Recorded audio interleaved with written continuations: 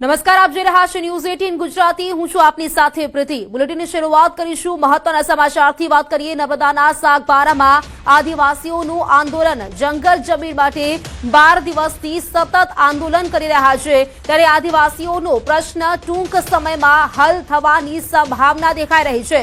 આ આંદોલન મુદ્દે મંત્રી પ્રવીણ માળીનું નિવેદન સામે આવ્યું છે। બંને વિવાદો કાયદાકીય વિવાદો છે, જમીન વન વિભાગની છે। બંને ગામો વચ્ચેનું આ ઘર્ષણ છે।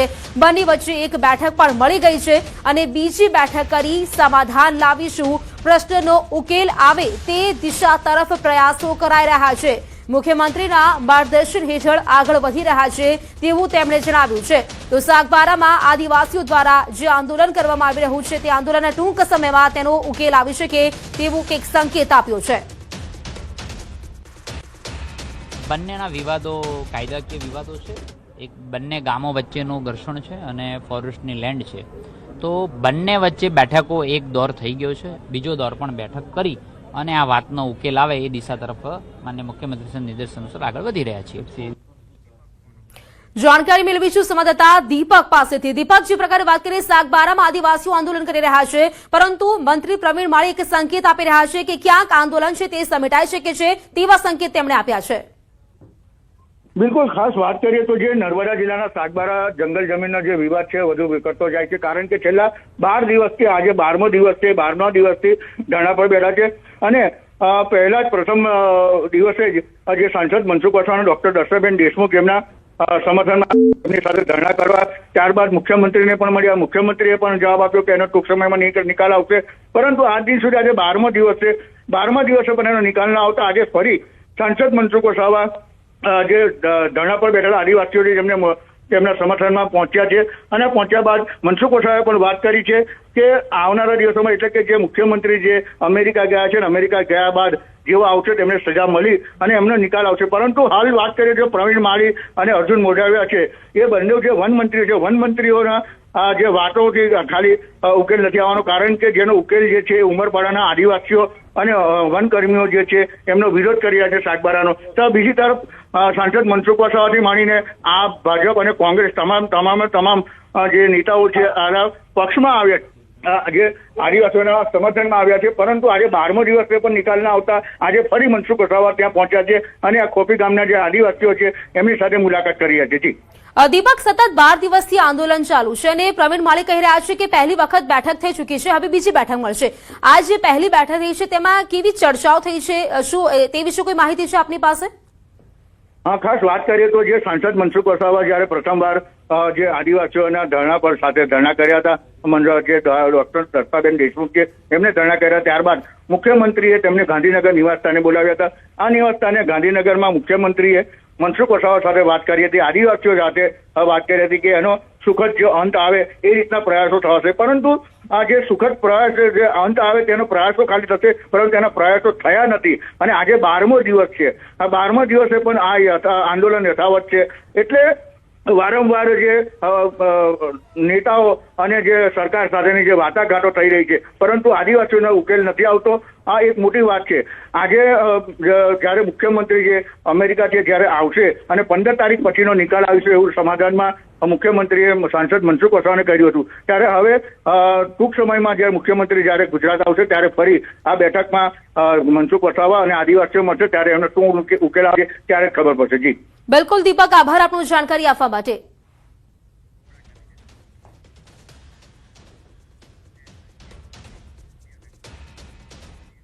હવે વાત કરીશું દારૂના દૂષણ વિશે।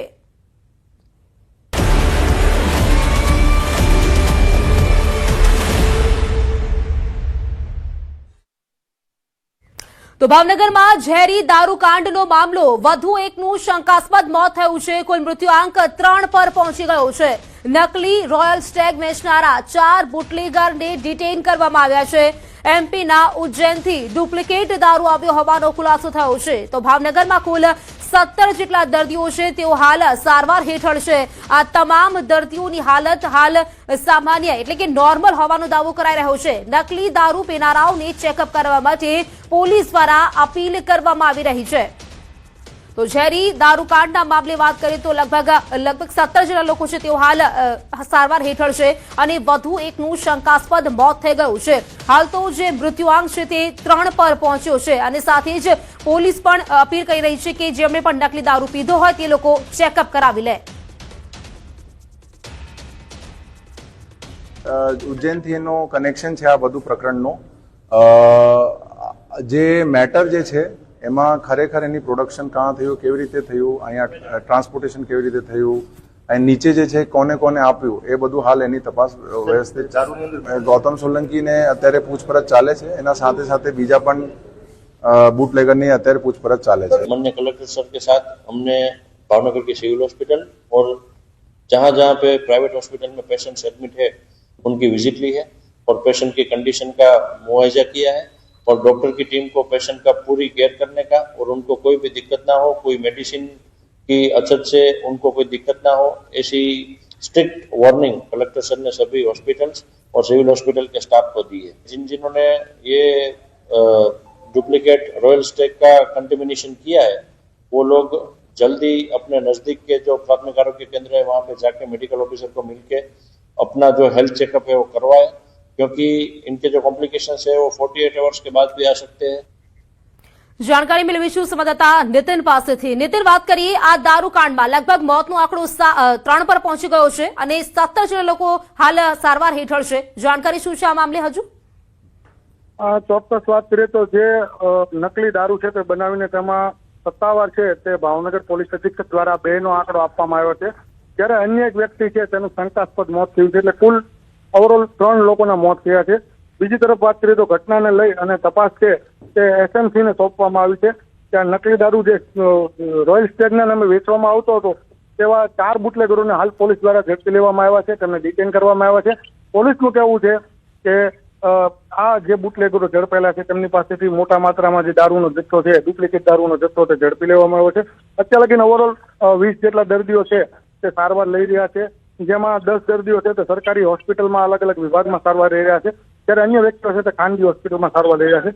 આ અંગે સમીક્ષા કરવા ભાવનગર કલેક્ટર પણ આજે સરકારી હોસ્પિટલ ખાતે દોડી આવ્યા હતા અને તેમને તમામ જે લોકો છે તેમની મુલાકાત લીધી હતી અને ત્યારબાદ જે સરકારી ડિપાર્ટમેન્ટ છે તેમાં જે દવાનો જે જથ્થો હોય છે તે પૂરતા પ્રમાણમાં છે કે કેમ નહીં તે અંગે પણ સમીક્ષા કરી હતી. બિલકુલ, આભાર આપનો જાણકારી આપવા માટે.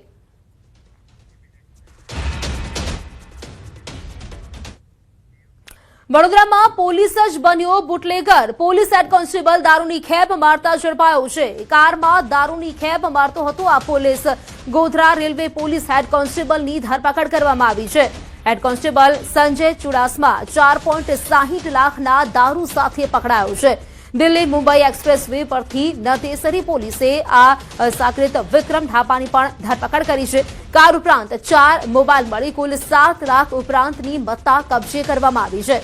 આરોપીઓને રિમાન્ડ પર લેવાની તજવીજ પણ હાથ ધરવામાં આવી છે. તો સુરતના સલીમ પાસેથી દારૂ લાવ્યા હતા. હેડ કોન્સ્ટેબલ સંજયનો આ નફામાં ભાગ પણ હોવાનું સામે આવ્યું છે. જાણકારી મેળવીશું સંવાદદાતા હાર્દિક પાસેથી. હાર્દિક, વાત કરીએ દારૂ ઝડપાયો છે જેમાં હેડ કોન્સ્ટેબલની સંડોવણી, જાણકારી શું? બિલકુલ, બીજો નંદસરી પોલીસનો સ્ટાફ જે છે તે દિલ્હી મુંબઈ એક્સપ્રેસ વે પર બંદોબસ્તમાં હતો. દરમિયાન પોલીસને બાતમી મળી હતી કે એક લાલ રંગની કાર છે તે ત્યાંથી પસાર થવાની છે અને ત્યાંમાં તે કારમાં મોટી માત્રામાં દારૂનો જથ્થો જે છે તે છુપાવવામાં આવ્યો છે. બાતમીના આધારે પોલીસે જ્યારે શંકાસ્પદ આવેલી કાર છે તેને રોકી અને પોલીસે તપાસ કરી તો અંદરથી મોટી માત્રામાં જે વિદેશી શરાબ છે તેનો જથ્થો મળી આવ્યો હતો. પોલીસને કારમાંથી 2 શખ્સ મળી આવ્યા હતા. એમાંથી એક શખ્સ જે છે તેના મોબાઈલની તપાસ પોલીસ દ્વારા કરવામાં આવી હતી અને મોબાઈલનું જે કવર છે તેમાંથી પોલીસનું આઈ કાર્ડ જે છે તે મળી આવ્યું હતું. એટલે પોલીસે જ્યારે ઝીણવટભરી તપાસ કરી ત્યારે ખબર પડી કે આ જે આરોપી છે તે હેડ કોન્સ્ટેબલ સંજય ચુડાસમા છે અને તે ગોધરા રેલવે પોલીસમાં જે છે તે હેડ કોન્સ્ટેબલ તરીકે ફરજ બજાવે છે. હવે આ બંને જે આરોપીઓ છે તેમના રિમાન્ડ મેળવવાની પ્રક્રિયા પોલીસે એટલા માટે હાથ ધરી છે કે હેડ કોન્સ્ટેબલ જે છે તે કેટલા સમયથી આ દારૂના ધંધા સાથે સંકળાયેલો છે અને પોલીસની ખાખી વર્દીની આડમાં તેને અત્યાર સુધી કેટલી જગ્યાઓ પર જે છે તે દારૂનો સપ્લાય કર્યો છે તમામ પાસાઓની ચકાસણી જે છે તે શરૂ કરવામાં આવી છે. આ સુરતથી દારૂનો જથ્થો જે છે તે લેવામાં આવ્યો હતો અને ત્યારબાદ આ જે દારૂનો જથ્થો છે તે ભાવનગર સપ્લાય કરવા હોવાનો જે છે તે માહિતી અત્યારે પોલીસને મળી છે. એટલે બંને આરોપીઓની હાલ જે પોલીસ છે તેમના દ્વારા પૂછપરછ કરવામાં આવી રહી છે. બિલકુલ હાર્દિક આભાર આપનો જાણકારી આપવા માટે. તો સુરતમાંથી ફરીવાર એમડી ડ્રગ્સ ઝડપાયું છે. પોલીસે નેશનલ હાઈવે પરથી એમડી ડ્રગ્સ ઝડપ્યું છે. નાની નરોલી કીમ ખાડી બ્રિજ નજીકથી બાઇક ચાલકને ઝડપી પાડવામાં આવ્યો છે. તો પોલીસે 3.450 ગ્રામ મેફેડ્રોન ડ્રગ્સ કબજે કર્યું છે.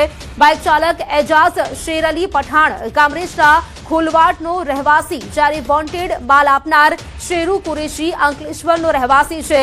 ડ્રગ્સ, મોબાઈલ, રોકડ, બાઇક મળી 2.21 લાખનો મુદ્દામાલ કબજે કરવામાં આવ્યો છે.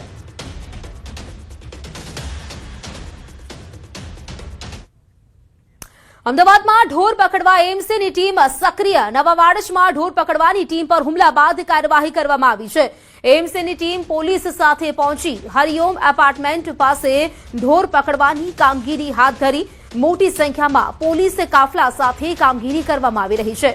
ગત મોડી રાત્રે ઢોર પકડવાની ટીમ પર હુમલો કરવામાં આવ્યો હતો. અગાઉ પણ આ પ્રકારની ઘટનાઓ સામે આવી હતી.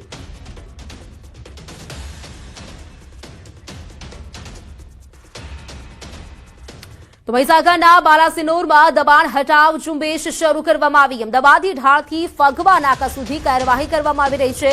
મુખ્ય માર્ગ પરના ગેરકાયદે દબાણો હટાવવામાં આવ્યા છે. દુકાનદારોના દબાણ સામે તંત્ર એક્શન મોડ પર છે. નાયબ કલેક્ટર સહિત અધિકારીઓનો કાફલો હાજર છે અને દબાણના પગલે સર્જાતી ટ્રાફિક સમસ્યાઓમાંથી મુક્તિ મળશે. મુખ્ય માર્ગની બંને બાજુ દબાણ હટાવવાની કામગીરી છે તે ચાલુ છે. બાલાસિનોરમાં દબાણ હટાવ ઝુંબેશ શરૂ કરવામાં આવ્યું છે. અમદાવાદથી ઢાકાથી આ શરૂ કરવામાં આવ્યું છે અને મુખ્ય માર્ગ પરના જે ગેરકાયદે દબાણો છે તે હટાવવામાં આવ્યા છે અને અત્યારે પણ આ કામગીરી છે તે ચાલુ છે.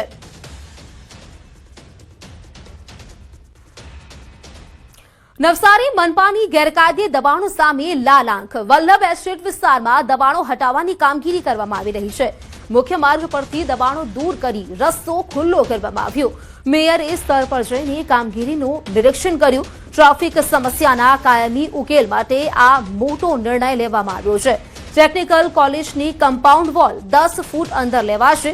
આગામી દિવસોમાં અન્ય વિસ્તારોમાં પણ દબાણો દૂર કરવામાં આવશે.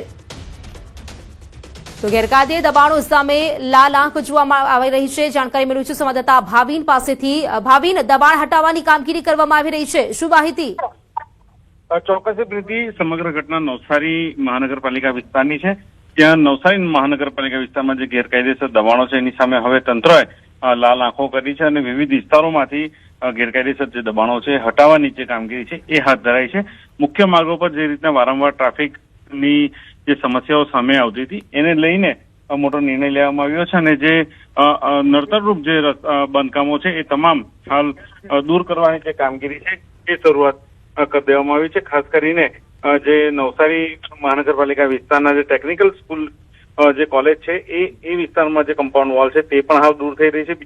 બીજી બાજુ જે લુન્સીકોઈ વિસ્તાર છે, સમગ્ર આ જે વિસ્તારો છે ત્યાં તમામ જે ગેરકાયદેસર દબાણો છે એ હાલ દૂર કરવાની જે કામગીરી છે એ શરૂઆત દેવામાં આવી છે. ગઈકાલે પણ વહીવટીતંત્ર દ્વારા, જિલ્લા કલેક્ટર દ્વારા જે ગેરકાયદેસર દબાણો હતા તે પણ દૂર કરવાની કામગીરી હાલ ચાલી રહી છે.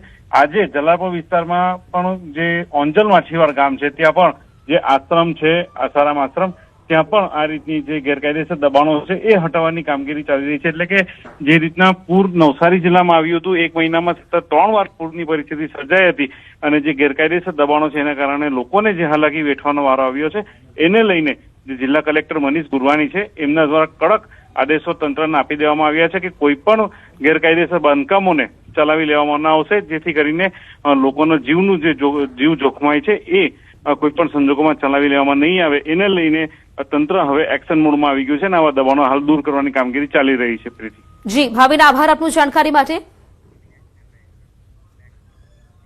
તો ગીર સોમનાથ બાદ તાલાલામાં ચાલ્યું બુલડોઝર. તાલાલા પાલિકા દ્વારા દબાણો હટાવવાની કામગીરી કરવામાં આવી રહી છે. તાલાલા સરકારી હોસ્પિટલ નજીકના વિસ્તારમાં કામગીરી કરવામાં આવી રહી છે, જેમાં 7 થી 8 જેટલી કેબિનોનું દબાણ હટાવવામાં આવ્યું છે. હોસ્પિટલના પાર્કિંગ માટે પણ દબાણ છે તે દૂર કરવામાં આવ્યું છે.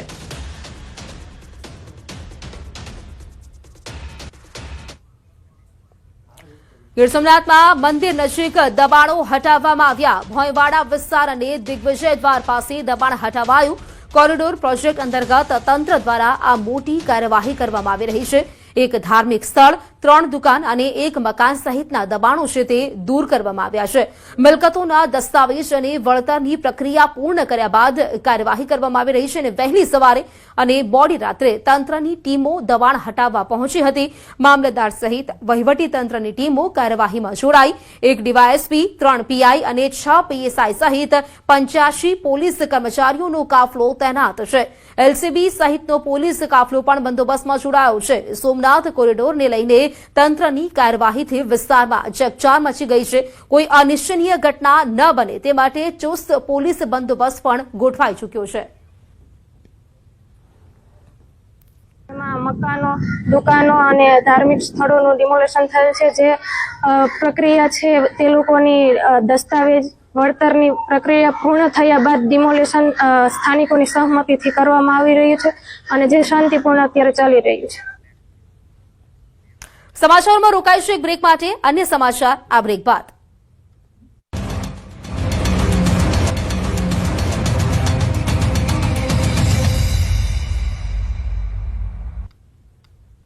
બ્રેક બાદ ફરી આપનું સ્વાગત છે. અમદાવાદના સાણંદમાં દીપડાની દહેશત. દીપડાને લઈને વન પર્યાવરણ મંત્રીનું નિવેદન. વન વિભાગ દ્વારા દીપડાને શોધવા કવાયત શરૂ છે. દીપડાની શોધમાં વન વિભાગ લાગી ગયું છે. દીપડાને લઈને કોઈને ન ડરવા માટે તેમણે સૂચના આપી છે. કોઈને ભયના માહોલમાં રહેવાની જરૂર નથી. દીપડો એકવાર લોકેટ થયા પછી ક્યારે પણ કોઈના કેમેરાની અંદર આવેલો નથી. એટલે સૌ નિશ્ચિંત રહેવું જોઈએ અને ફોરેસ્ટ વિભાગ તમારા માટે સતત સજાગ જ છે.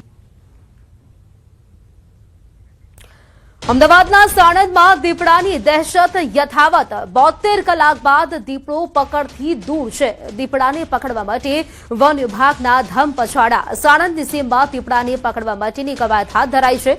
સાણંદની સીમમાં 3 દિવસથી આંટા મારી રહ્યો છે દીપડો. ન્યૂઝ 18ના અહેવાલ બાદ વન વિભાગ હરકતમાં આવ્યું. વન વિભાગ હજુ પણ દીપડાને પકડી શક્યું નથી. નવા લોકેશન પર દીપડો દેખાતા દહેશત ફેલાઈ છે.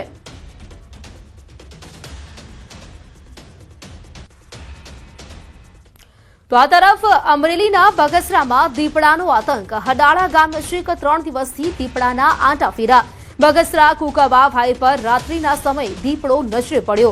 રસ્તા પરથી પસાર થતા વાહન ચાલકે દીપડાની લટારના દ્રશ્યો મોબાઈલ કેમેરામાં કેદ કર્યા. હડાળા ગામ નજીક હાઈવે પર દીપડો દેખાતા વાહન ચાલકો અને સ્થાનિક રહીશોમાં ભયનો માહોલ છે. રખડતા દીપડાને વહેલી તકે પાંજરે પૂરવા ગ્રામજનોએ માંગ કરી છે. તો બગસરામાં પણ દીપડાનો આતંક જોવા મળ્યો. હડાળા ગામ નજીક 3 દિવસથી દીપડો જોવા મળ્યો છે. જાણકારી મળી છે સંવાદદાતા રાજન પાસેથી. રાજન, રાત્રિના સમયે દીપડો નજરે પડ્યો છે, જાણકારી શું છે? પ્રીતિ, આ જે ઘટના છે બગસરા નજીક આવેલ હડાળા ગામ નજીક દીપડો દેખાઈ દીધી છે અને આમ તો છેલ્લા 3 દિવસથી આ વિસ્તારમાં દીપડાના આટાફેરા હોવાના સ્થાનિક લોકોની ફરિયાદ પણ છે.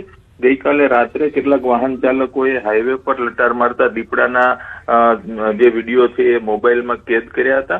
પરંતુ છેલ્લા 3 દિવસથી આ વિસ્તારમાં જે રીતે દીપડો ફરી રહ્યો છે તેના કારણે લોકોમાં ભય છે. વન વિભાગને પણ રજૂઆત કરવામાં આવી છે અને તાત્કાલિક આ દીપડાને પાંજરે પૂરવા માટેની માંગ કરવામાં આવી છે. પ્રીતિ, બિલકુલ રાજન, આભાર આપનું જાણકારી આપવા માટે.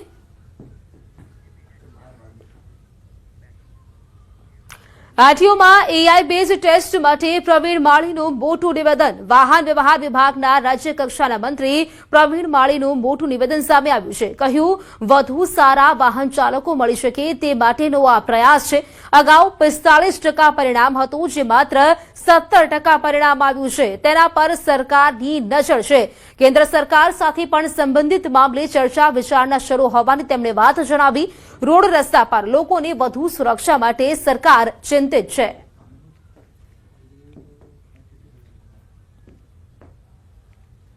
અને જે એઆઈ ટ્રેક છે, એઆઈ ટ્રેકની અંદર જે પહેલાં 45%નું રિઝલ્ટ હતું એ જે 17 થી 20%નું પરિણામ આવે છે, એમાં એઆઈ બેઝ હોવાથી એ કમ્પ્યુટર રીતે જ પોતાનો ટેસ્ટ લેતો હોય છે અને એમાં જે કંઈ નાની મોટી મુશ્કેલી પડે તે જોવાનો પણ અવસર મળ્યો છે. આવનારા સમયની અંદર સારા ડ્રાઈવરો બહાર નીકળે એ પણ આપણી જવાબદારી છે. એની પોતાની સેફટી માટે પણ અને જ્યારે એ વ્હીકલ રોડ ઉપર લેતો હોય તો સામેવાળાની સેફટી પણ જરૂરી હોય છે. રાજકોટમાં નંબર પ્લેટ નહીં તો પેટ્રોલ નહીંનો મામલો પોલીસ કમિશનરના જાહેરનામાને પડકારતા વાહન ચાલકો. ભૂતખાના ચોક પેટ્રોલ પંપનો વીડિયો વાયરલ થયો છે. પેટ્રોલ ભરવાની ના પાડતા વાહન ચાલકે નંબર પ્લેટ અંદરથી કાઢી. પેટ્રોલ પુરાઈ જતા ફરી નંબર પ્લેટ કાઢીને તેણે મૂકી દીધી. આ વીડિયો સોશિયલ મીડિયા પર વાયરલ થઈ રહ્યો છે. તો નંબર પ્લેટ નહીં હોય તો પેટ્રોલ નહીં મળે તે પ્રકારનું જાહેરનામું બહાર પાડવામાં આવ્યું છે અને તેથી અહીં એક વિડીયો સામે આવ્યો છે. તેમાં એક કાર ચાલક જ્યારે પેટ્રોલ ભરાવા જાય છે, પેટ્રોલ પંપ સંચાલક છે ત્યાંના જે કર્મચારી છે તે કહે છે કે પેટ્રોલ નહીં મળે તો તે ગાડીમાંથી નંબર પ્લેટ કાઢીને લગાવે છે, બતાવે છે અને પેટ્રોલ પુરાવ્યા બાદ ફરી જે નંબર પ્લેટ છે તે મૂકી દે છે. આ જે વિડીયો છે તે હાલ સોશિયલ મીડિયા પર વાયરલ થઈ રહ્યો છે. રાજકોટમાં આ જાહેરનામું બહાર પાડવામાં આવ્યું છે. તેમાં ચોક્કસ કહેવામાં આવ્યું છે, જે શબ્દોમાં કહેવામાં આવ્યું છે કે પેટ્રોલમાં જે પેટ્રોલ છે, ડીઝલ છે, સીએનજી છે, જો તમારા નંબર પ્લેટ નહીં હોય તો તે વાહનોને નહીં આપવામાં આવે. પરંતુ અહીં આ જે નિયમ છે તેનો ઉલાળ્યો થતો હોય તેવું જોવા મળી રહ્યું છે. મુખ્યમંત્રી ભૂપેન્દ્ર પટેલના નેતૃત્વમાં ગુજરાત ડેલિગેશને સાન ફોરેન્સિક્સનો પ્રવાસ પૂર્ણ કરી બુધવારે તારીખ 19 ઓગસ્ટે વોશિંગ્ટન ડીસી જવા રવાના થયું.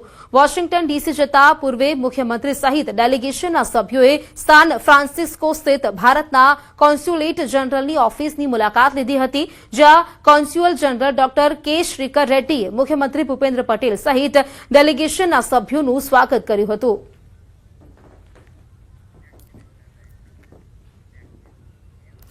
જંબુસરમાં નકલી મેરેજ સર્ટિફિકેટ બનાવનારની ધરપકડ. નકલી સર્ટિફિકેટથી યુવતીને ભગાડી જનાર યુવક પકડાયો છે.